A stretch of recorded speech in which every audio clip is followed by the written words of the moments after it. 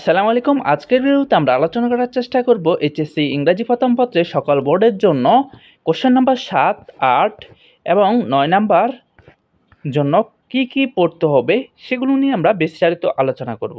তাই ভিডিও শুরু করার আগে আপনি যদি আমাদের চ্যানেলে নতুন হয়ে থাকেন এরকম গুরুত্বপূর্ণ সব ভিডিও পেতে আমাদের চ্যানেলটি অবশ্যই সাবস্ক্রাইব করে রাখবেন।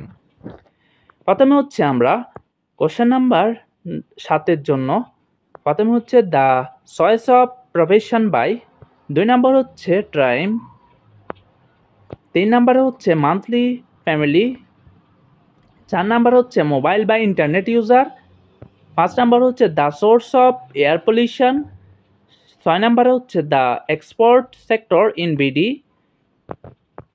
7 নাম্বার হচ্ছে লিটারেসি রেট ইন বিডি।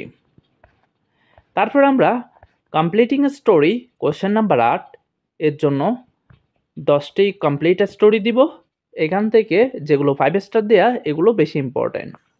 প্রথম হচ্ছে the dove and the end, 2 number হচ্ছে দ্য এ সেলফিশ জায়ান্ট, 3 নাম্বারে হচ্ছে what is play to one is death, 4 number হচ্ছে money can not bring happiness, 5 number হচ্ছে a foolish crow and cunning, 6 নাম্বারে হচ্ছে a greedy farmer, 7 number হচ্ছে Bayezid devotion to his mother,